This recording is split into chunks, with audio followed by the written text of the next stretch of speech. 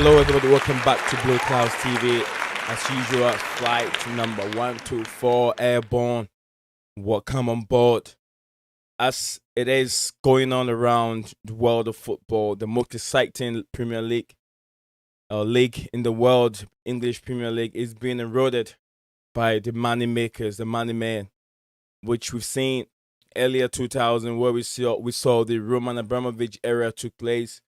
Then we saw the Sheikh Mansour from the Manchester City fame. Also now, it appears that the Saudi prince coming over to take over Newcastle, and we know the implication that it has on the English Premier League, the top four, the top six, whatever, whichever way we put it. But as of now, it looks like the deal is on, and it could be off, whichever way that the rumors are coming in. But now we're gonna take a look at what is going on, the implication, how healthy is it gonna be for the Premier League. English Premier League remains superior over all the leagues in the world. But I have an expert or a good friend who knows much about this broken deal going on with Amanda. So probably he want to know his aspect of the story and what he thinks. So I have Mikhail with me here. How you doing, Mikhail? Doing great, Nee. Thank you for having me on. Exciting times, interesting times during the international break. Lots to talk about. So, looking forward to having a conversation. And just let me pipe in and say that it's good to see you live and kicking. Maybe most of us know that follow you, but maybe people don't know. Nee was in a bit of a traffic accident, car accident, and thankfully he's okay. A little battered and bruised, but it's good to see him live here and good to be on this show. Thank you, Michelle. Mikhail, thanks for your kind words as usual. Okay. But I'll say, guys, it's also I want to take this opportunity to say thank you, everybody that really shows love and care to me on social media, especially YouTube and Facebook, where I do post my videos. I want to say thank you all. That it was something that no one expect to come his way. I didn't know I was just going ahead across. I was going across three lanes, and I did the third lane. I didn't see the car coming, and all of a sudden I have my kids in the back of the truck, and I hit boom. I was like, what happened? My kids were like, a car, a car, a car, daddy, a car. So that alone, if should in case it would be different car, it would have been a different scenario altogether. So I'll say we should be extra more careful when we're going through interchange or we're going through lanes. No one knows. No, as we all say, no one is being guaranteed tomorrow. But then I thank God and I thank you all for your kind words and prayers. Those that kept it in their prayers, I want to say thank you that I'm back again streaming as usual. We can't do this without feeding the fans with the content as we create this. So Mikhail and I are here today. We're gonna deal into the Newcastle saga. They take over from the Saudi prince, and then we're gonna hear his side of the story. And also, I want to acknowledge our friends and family and followers that are already in the chat, waiting for us to have our say. Gunaveta, my brother, thank you for your support also on Twitter. And also, Stephen Costi, thank you very much, my brother, for being here and supporting the stream as usual. Looking forward to hearing this. Thank you, my brother. We're here. We are on it. So, Mikhail, if I should start this way, I know you've heard the saga of the PFI and PCP partnership taking over the Newcastle United Football Club, and also Mike actually is moving away. What do you think? Give me your own perspective of this billionaires taking over the football club. Uh, it's interesting. Being a Chelsea supporter, we there's only so much we can say. Um, uh, uh, you know, uh, it, Football's a huge sport. It's an expensive sport, and Newcastle United is one of the biggest examples in recent times of how big clubs can struggle if they don't have the financial security and backing of a well-heeled owner. So Newcastle is a huge club, but the past 15 years they have struggled. They have been relegated, I think, twice, maybe even. So they're showing the signs of having ownership that is not able to keep up with the demands of a sport that is expensive to run as a club, as an enterprise. So in terms of my views on this takeover of Newcastle United, I mean, it's what Newcastle needed. They needed a ownership change to come in to try to get the club back to closer to the top of the league in comparison to where they recently have been in the past decade or decade and a half. So that I'm happy for the Newcastle United fans because they have suffered a lot. My very first memories of English football are Alan Shearer tearing down the track in a Newcastle jersey, Newcastle uniform, and putting the goals away one after the other. This is like way back in the 90s now. So there's always been that sense that Newcastle's kind of fallen off the level that they should have reached or maybe should have sustained. So it's exciting times. But that's kind of how I'm looking at it from a footballing perspective. Great. Talking about Newcastle and their pedigree, and as you said, I really agree with you. Look at Newcastle has all the equipment, has a big stadium that's supposed to be ranking shoulders with the top four or the top six teams, and I mean European football also I could say in England per se. We've seen how back in the days great players that have played for Newcastle, Alan Shearer, and then the Amiobi brothers, and the wonderful players we've seen, but still they haven't hit that standard as we expect them to be in world football. We've seen the likes of Tottenham Hotspurs have been able to get themselves to that platform. For now, we are hoping that the Newcastle can also get there, and then it becomes much more competitive for English football. But another question that I'm gonna say to you: look at the other aspect of it. Um, is it healthy for English football bringing in more billionaires into the football club? We know as it is, it's been good for Manchester City as the Sheikh Mansour and his people got in and bought the club. We've seen how it has lifted the image of Man City for now. We've also seen Chelsea in earliest 2000 when Roman Abramovich era came in, and then we've seen the pedigree and the trophies that Chelsea has been able to win from that time to now. Is it good for the Premier League? What do you think of it? There are two sides to that. That's a good question. There are two sides to that question. One is the financial aspect, and the other is the footballing aspect. I think I already spoke to the footballing aspect. I think the Premier League will be better off for the competition that another well-heeled club like Newcastle should become under the new leadership will bring to the competition in the league in general. So I think that's generally a good trend. Financially, it's a different discussion. If you think back to the Super League that spin-off that was attempted last year, and the drama that followed with footballing fans far and wide protesting that it went against the pyramid structure of the grassroots English football.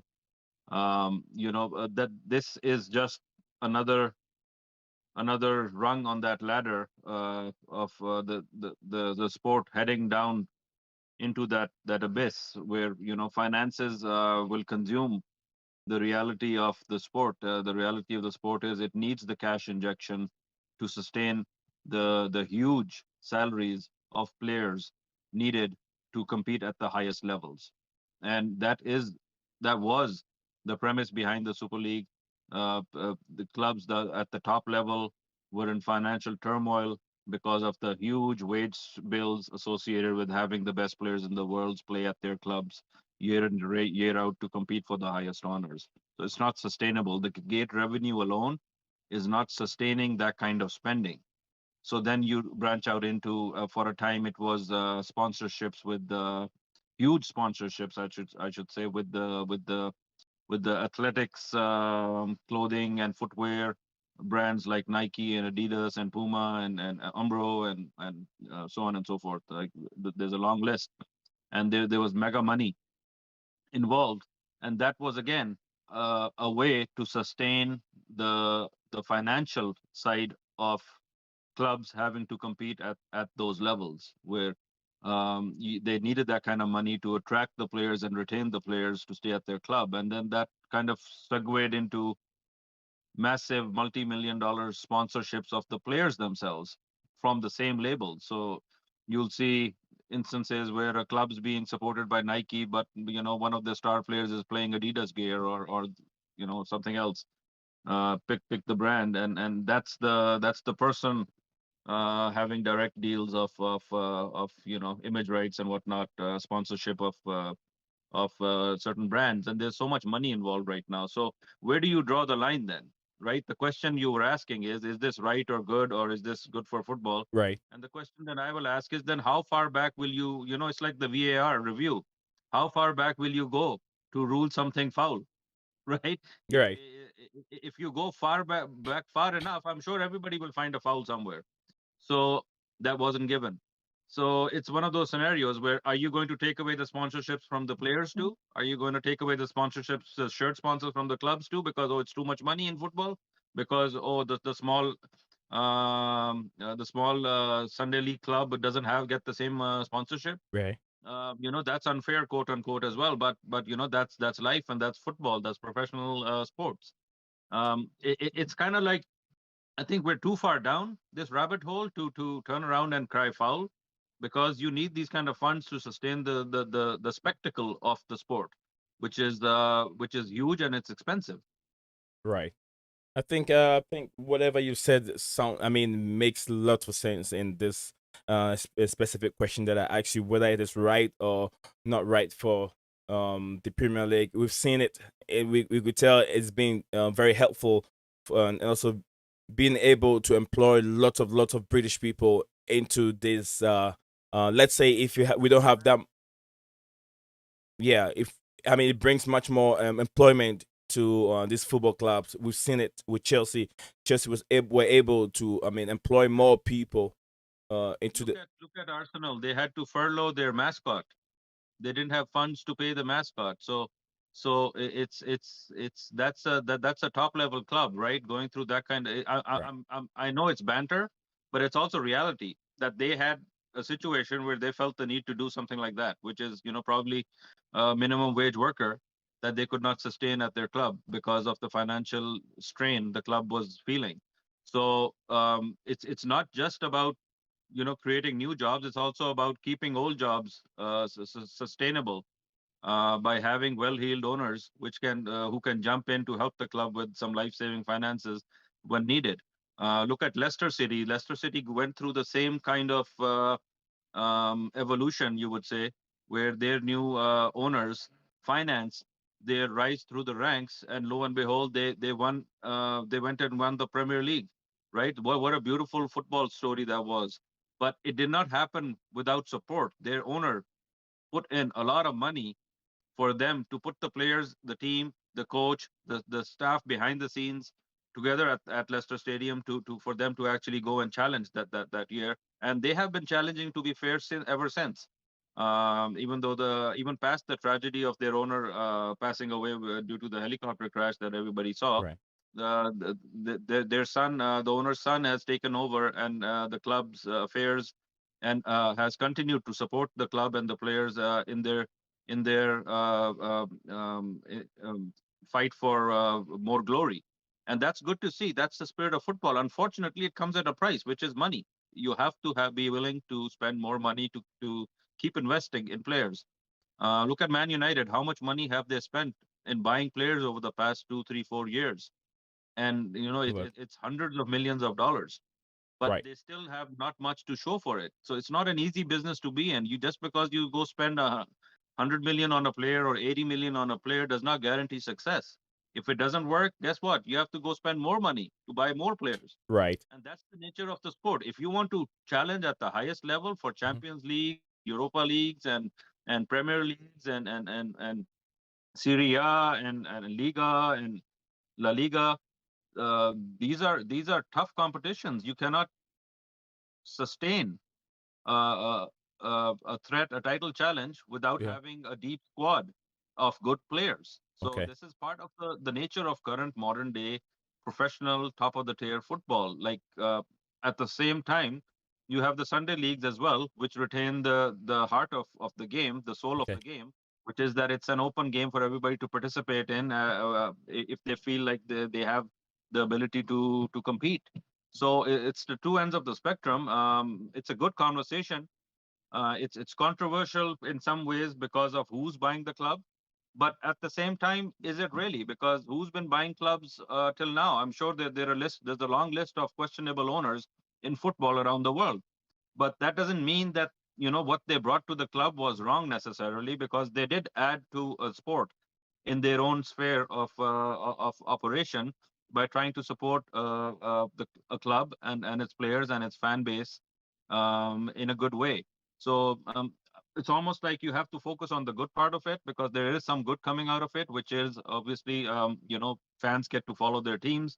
The teams are not going bankrupt. The teams are not falling off their levels that the fans want them to play at, and in the highest leagues for the highest honors. I like it. I like it. For a Chelsea supporter to cry foul for a club being bought out by rich owners is is pointless, because we have seen firsthand the benefits it did for stabilizing our club. And Chelsea is not a club that lives on the owner's money anymore. Like, it was necessary in the beginning, the Yeah. cash injections, but Marina Granovskaya has over the years made a lot of work, a lot of effort to bring the finances of the club in line, where we are of the biggest clubs in Europe, probably one of the leading clubs in terms of financial fair play compliance. There's disagreements on player transfers here and there between UEFA and FIFA and Chelsea boards, Yeah. but from a financial perspective, we have tried to run a tight ship, a ship that remains compliant with the guidelines, and that kind of segues into, okay, fine, Newcastle will have rich owners, but how much are they going to be able to inject into the club? That's an interesting question, and I guess that's what everybody's kind of sitting and waiting to find out. That what does this mean? Is Right. this going to mean that they have unlimited funds to use, or they still have a budget and have to be compliant within financial fair play? And Mm-hmm. in itself, financial fair play is also changing. It's in the process of being revised. So, what is financial fair play requirement? So, we don't really know right now. It's COVID times are still ongoing. There's a lot of strain on the sport, on the organizers of the sport, on the Right. club owners, and the ability to sustain financially and remain viable. So there's a lot of pressures right now, and maybe financial fair play needs to take maybe a back seat for a year or two for everything to normalize, hopefully financially, and at that point you can come down a little harder. And that begs the question that will that give potentially a new owner at Newcastle a window of opportunity to maybe dump in a lot of money on the club to kind of help out. Let's wait and see. I don't know if there's any more information on that. Right. Well said. Well said. Mikhail. I wanted to say that we have a wonderful chat comment in the chat forum. But before we end this segment of the discussion, I want to know much. I want to get much more from Mikhail as I have him here. So in the last 10 minutes of the stream, I'm gonna take that 10 minutes to read all the comments, and then deal. I have wonderful submissions here from is it Terry Louise? I'm sure that's the name. Miss Mesden. I think I'll say that Terry Lewis is the name. And then also another one from Steve. What was that again? That's Sodraki. That's Oh, okay. yeah. Sudraki, I've been trying to get hold of you on Twitter. If you're the one, well, nice to see you here, Sudraki. And then also Stephen Costi, my brother Grintev, also over here listening to us in his comfort zone. Well, once we're done, 10 minutes to end this segment, I'll take that opportunity to read. We're getting close to that 10 minutes, and so yeah, it's a 30-minute stream. We're not gonna make a long stream, just half an hour. So once it's getting close, I start reading some of the messages, and Mikel will delve into. If you have to go beyond a little bit over 30 minutes, I'm sure Mikel will be okay with that. Not too much, not even an hour, a little over. So yeah, there's so another question. There is something surrounding the Saudi getting into this deal. There could be a stop, or there could be a hold up on this breaker deal going on. It looks like it's all rosy right now, but the only thing that's surrounding the deal is humanitarian reason. And I know you're kind of guy who don't want to deal into politics too much, but I want to say that sometimes if you're dealing with human beings, definitely these things comes in a little bit. But I don't want you to go into deep details that has to do with politics, but you can beat around it and let us know your opinion.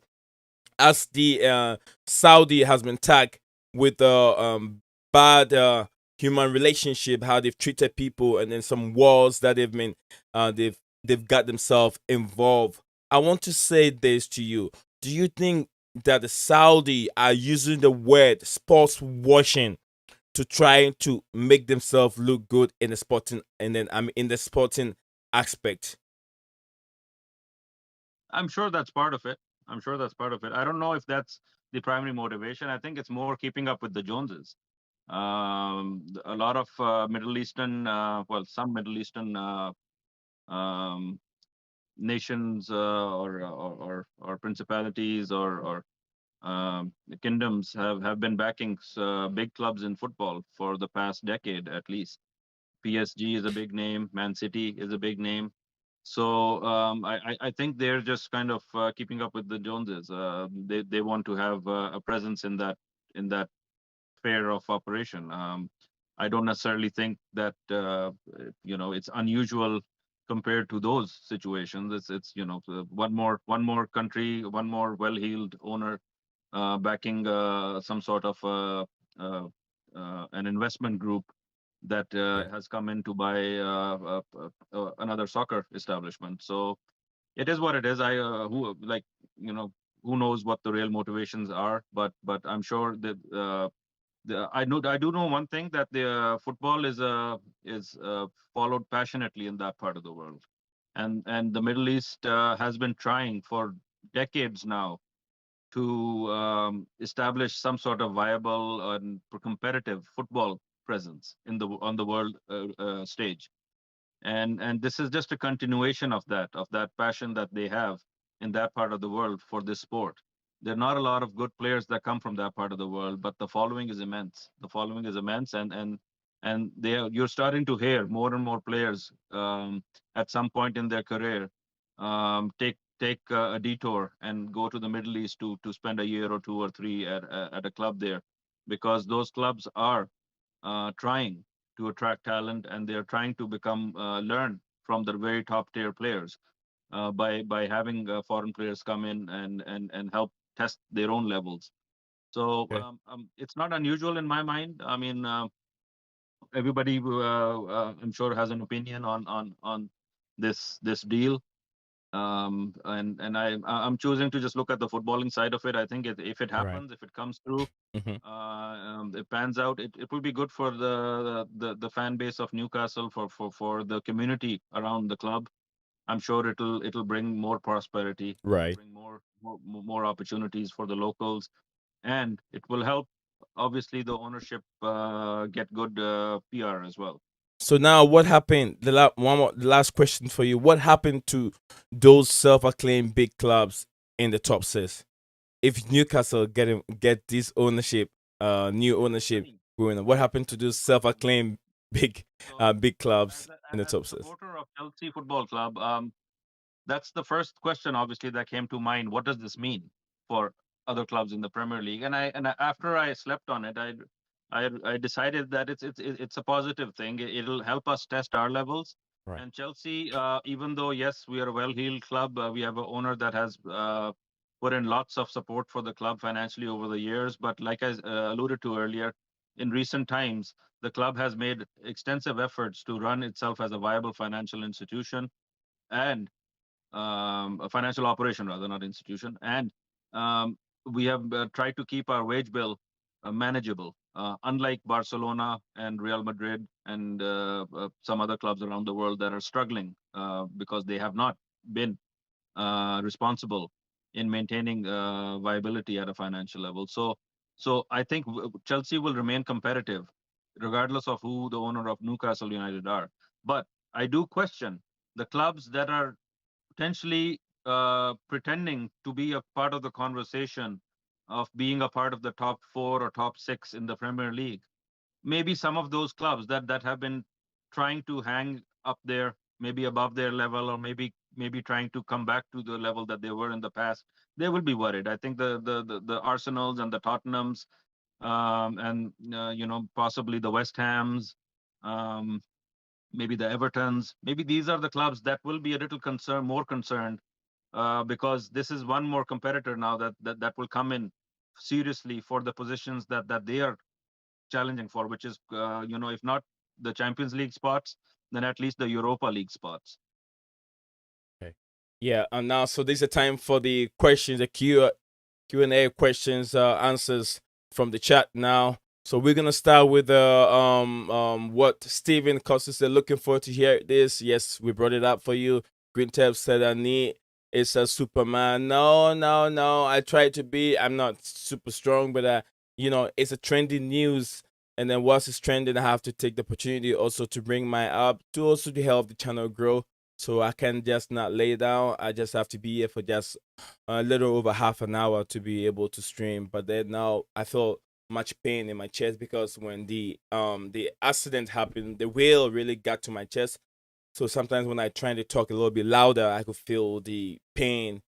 And then when I breathe in, I could feel the pain coming out. Yeah, I'm trying to hold on and be strong, but not too strong. But thanks anyway, great Tev as usual. Also, yeah. Um, Terry Luis. What's the name again? I forget the other name. Sodaraki. Sodaraki, yeah. Sodaraki is what I know. But yeah, Sodaraki said, I hope you're okay. I'm doing great, my brother Sodaraki. Steven Costi said, I've shared it in the Discord group. We hope so they can watch it there. I hope so, my brother Steven. Oh, Steven, I know Steven. Okay. Sometimes when I see the Costi name, it gives me different memories. Sodaraki said, I don't have an issue when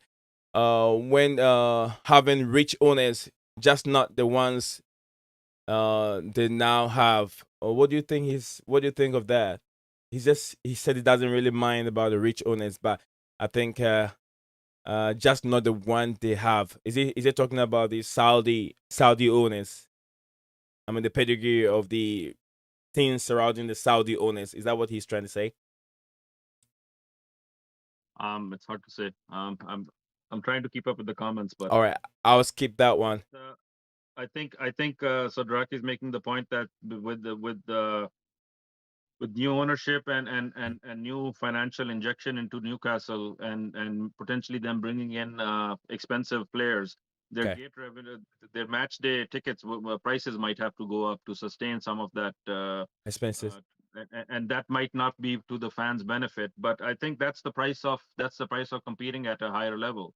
You can't have both. You can't have cheap gate tickets and then ask to have the best players. You have to. There's a compromise, and if you saw the video footage of the Mhm. Newcastle fans celebrating outside the stadium, it was as if they had won the Champions League or the Premier League. Right. Like that's how long they have been waiting for news of a change of ownership. So I think we have to focus on the positives, and hopefully maybe the fans won't mind spending a few dollars extra to try to be a part of the festivities on game day, on match day. Okay. Then he went ahead. He said Newcastle they don't have no real history for 50 years. That's what he said also. But I think it has to do with banter, which is all accepted, and some it makes the supporting a football class much more interesting. Stephen Costi said it's like I was saying yesterday when we was talking. Personally, I don't have a problem with them getting Mike Ashley out. Is the controversy around the owner they are getting now? So now you understand what Steven is trying to say over there.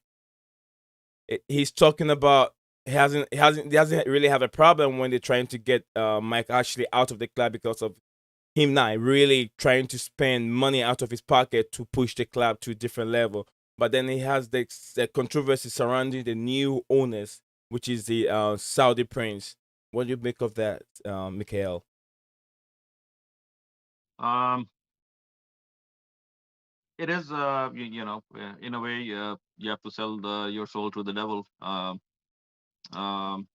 it, their human rights track record isn't the greatest, but you go far back enough, and all your European colonists also have questionable human rights records. So, I mean, this is current times, and these are some of the regimes that are currently in the spotlight for human rights violations. But I mean, this is a story of human history. But again, I'm not playing it down necessarily.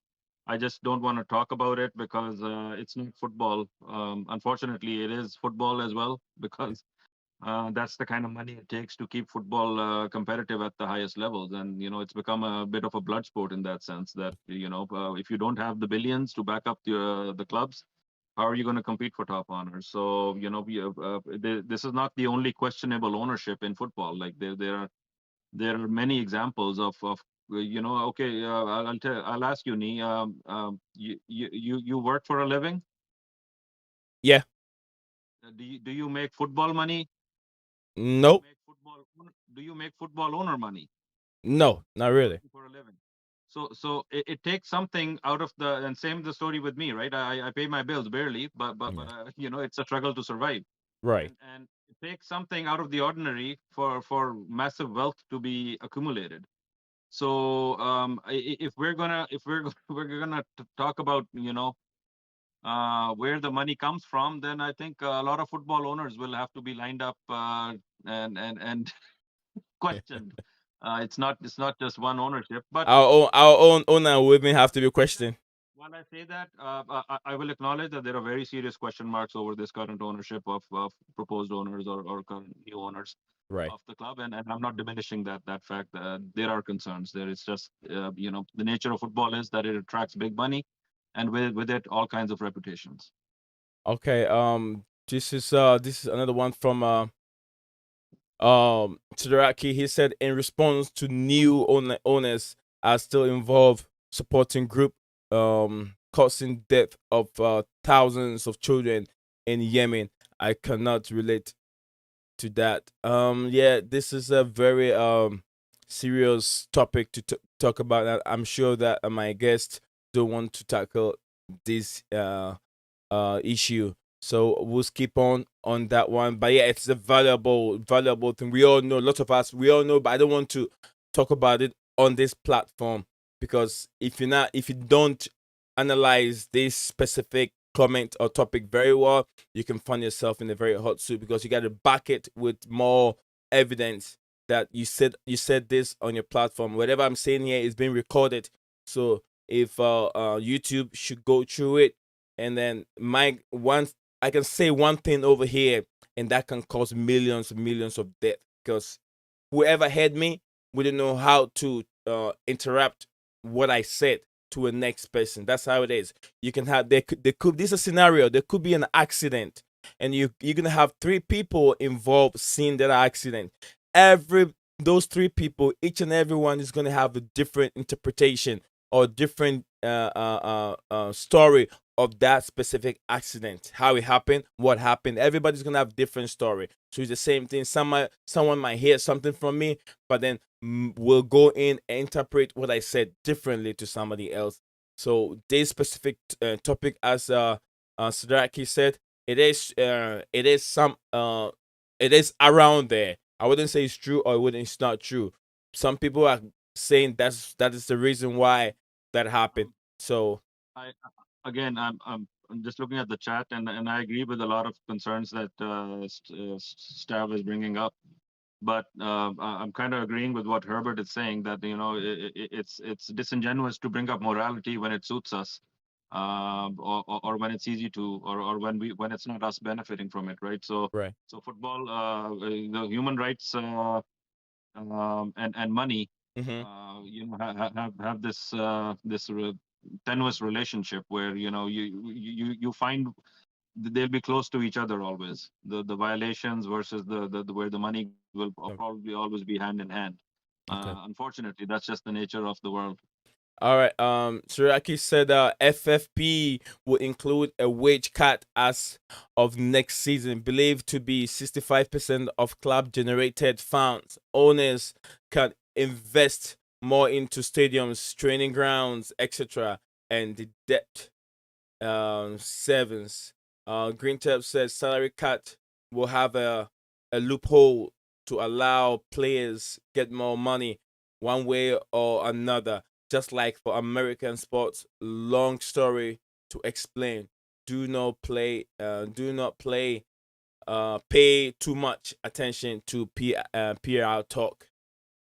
That's that makes a I lot agree of with sense. that. I agree with that. Green Yeah, Turf has a good point there that when the ownership comes in, they have an idea of what they will be able to do, and that's already been agreed probably behind the scenes with the Premier League and the lawyers of both sides and whatnot. So they'll have ways to manipulate and find loopholes in the rules. And it's like I'll I'll I'll I'll probably even draw the analogy. It's like the English Football Association referees right, every year they find ways to exploit the rules that are written as referees right, to even read between the lines and find new ways to twist the knife into the fans.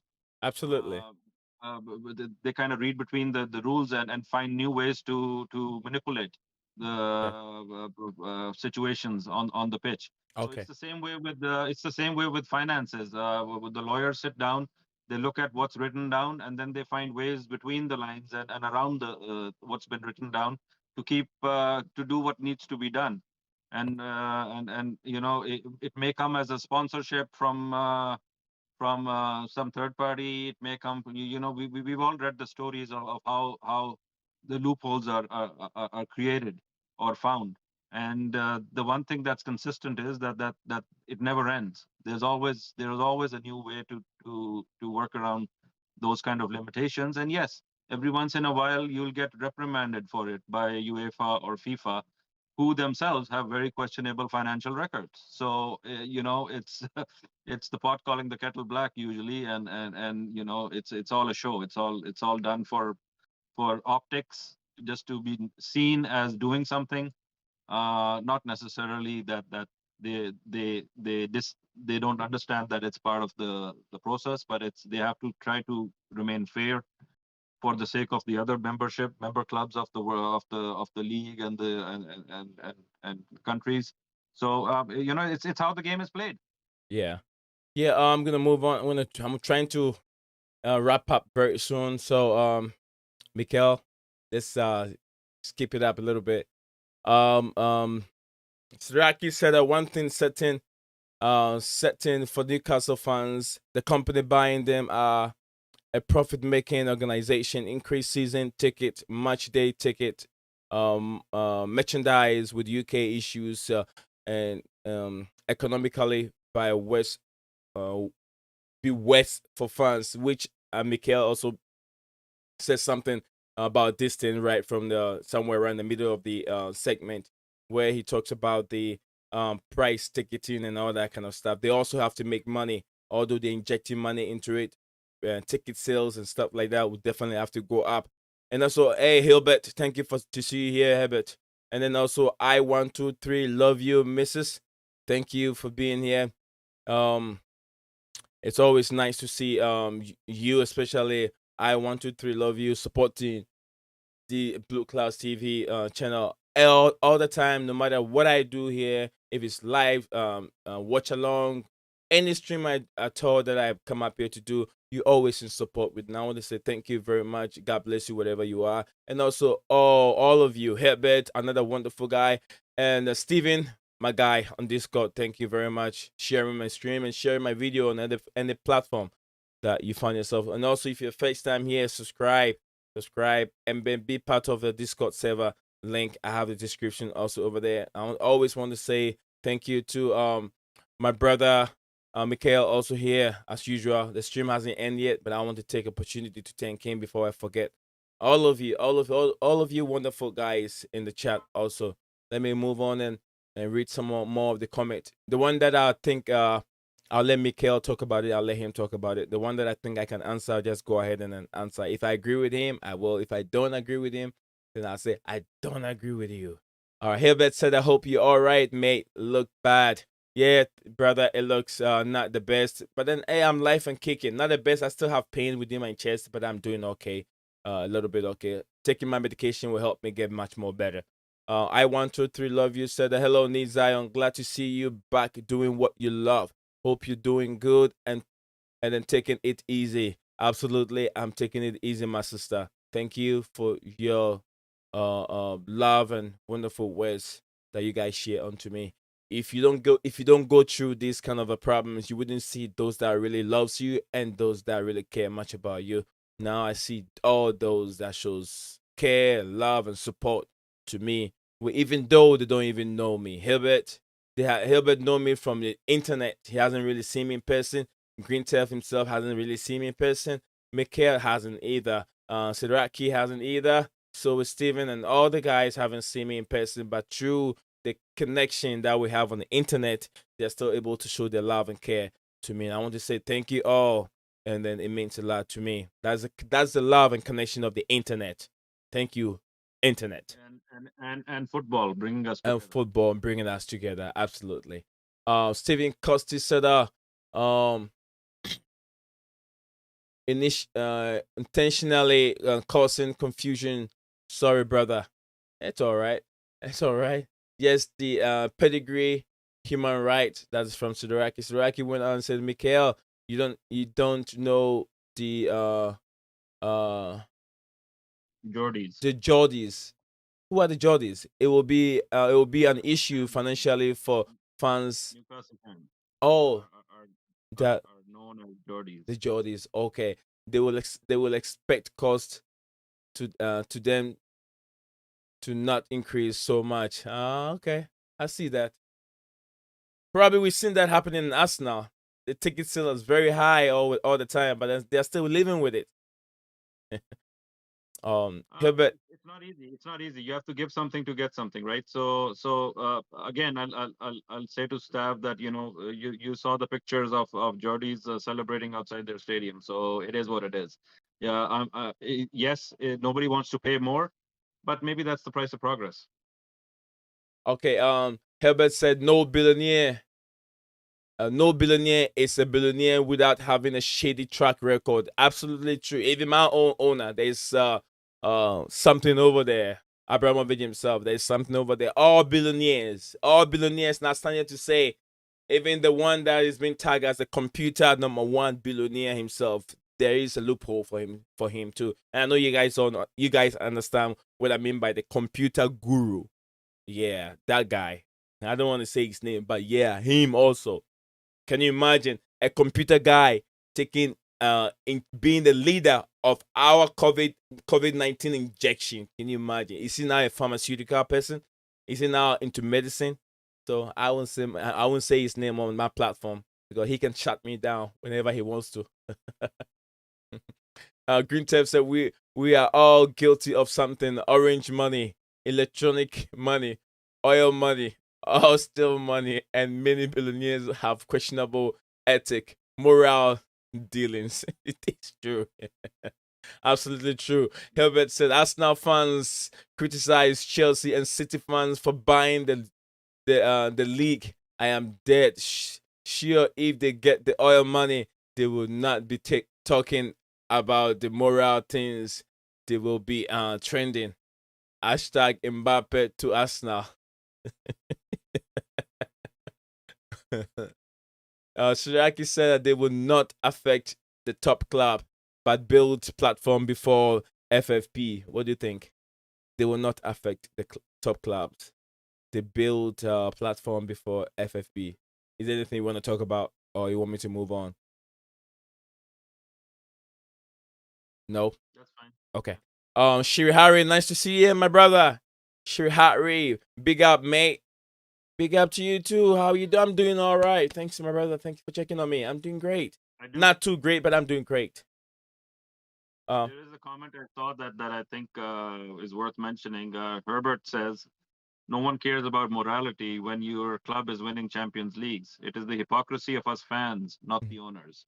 So that is a bit of there is a some truth to that. That if our club is winning the honors and the top trophies, Mm-hmm. uh, we're less likely to complain, and that's sadly the reality of it, and that's the problem that this is becoming a bit of a blood sport in that it takes exorbitant amounts of money to compete at the highest levels, and where are you going to find that money? Me and Mikhail on this stream are not going to come up with billions for them to finance their club, right? They have to go, to whoever has the money wherever it is. It is really makes sense a lot. It's just like when you have married couples and the man is very strong and healthy, bringing money in all the time. One day when he goes down on his knees, that he loses his job and does this, and money is not coming. That's when the woman becomes tells the man that he's a worthless man and lazy man, and he can't find himself a job and he's not bringing money in. It's just like football. No one cares when you win a trophy. No one cares where the money is coming from. Absolutely. Yeah, I mean, the thing is, somebody's got to pay the bills, right? So, Right. so it is what it is. It is And if true. you want Ronaldo and Messi and Mbappe and Neymar and Haaland and Sancho playing for your clubs, you Yeah. gotta you gotta dish out the money. You gotta dish out the money. And if you don't have the money, guess what will happen? Those players will move on. Yeah. So we got at least 3 minutes more to end the stream to make it 15 minutes of stream time. I don't want to go beyond the 15 minutes. So let me go ahead and read. I got four more to read. They keep coming in, but I'll read. Probably take time, and then says Sideraki said loopholes. Yes, that's why Ronaldo, Messi, Jose, etc. ended up in court. UK tax rate for top flight footballers is 45%. Individual sponsors deals have to be declared included image right. That's great. I know. To be honest with you, the UK taxes a lot of money from the footballers. A lot of money. Too much. Too much. He said that UK Revenue Services tax offices recently ran research into Premier League players' finances with fine tooth bomb, tooth combo. Is it comb? Personally, I don't fear them, and now a new found wealth. Arsenal don't fill their stadium nor do City. It is true. City, I know recently City have problem with people even filling up their stadium for them. I did not hear. I heard it from the gaffer himself, which is Pep Guardiola, went on and said that he was not. He was just telling them to come to the stadium to help the footballers so they can win their game. Just pleading with them, but something else, something shady is going on there. Probably ticket prices is going up because I heard also on Talk Sports a guy came over there and he said that he'll be okay to because in his family back in the days there used to be three of them in the family that goes to watch the game all the time, but now he can't do it anymore. It's just him alone because he can't afford to buy three tickets for him, his son, and the wife.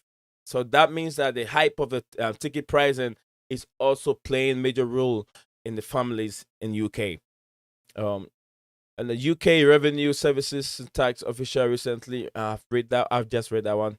The last one here, I know his name. Siraki said, I know his name. I know what he's talking about. There are questionable business ethic and human rights costing lives. Roman profited from the cheap, questionable sales of Russian companies, which he then turned into successful companies. Uh, Sudaki said, "Nee, I will be in touch." Thank you, Sudaki. Be in touch with me and let me know. I've enjoyed your conversation in the chat, and you've made the chat very, very healthy. All of you, I want to end the stream here. All of you here, Sudaki, Steven, Costa, Steven, I'm with you every day, every night. Helbert, you too. Thank you very much. Green Theft, shout out to you too, my brother. Guys, if you don't know much about Green Theft is also another big YouTube channel. If you're watching the stream later or you're watching it now, do me a favor, just get on to the YouTube section and type in Green Theft. If you're in the comment section, you can get his name from there. Green Theft, look out for him and subscribe. Also do content, so many content that he creates almost a single day. A single day you can have about 5 to 6 different content from him. So get him up, and then you can enjoy some of his content. And also Herbert, also another good friend here. And who else? That Miss Eleanor also have another YouTube channel. He does a lot for the Chelsea women. Also, you can check her out if you have a chance. Miss Eleanor on YouTube. Another wonderful woman who supports the channel. Gunaveta, my brother, thank you for being here. Now we're gonna go to Mikhail's last words before we end the stream. Mikhail, go for it. Thank you very much. I want to say thank you for being here. Also, give us your last word. Thank you for having me on. I just wanted to see you and hear from you after the recent incident. I pray for your quick recovery. I hope that the family is well and safe, and we need to be thankful for our blessings, count our blessings, and stay strong, brother. Thank you. Thank you very much. I really appreciate it. I thank you for coming on again today to have let us have a different opinion, much more matured and healthier opinion from your section. As also when I reach out to you, you never ever let me down. Thank you very much for being here.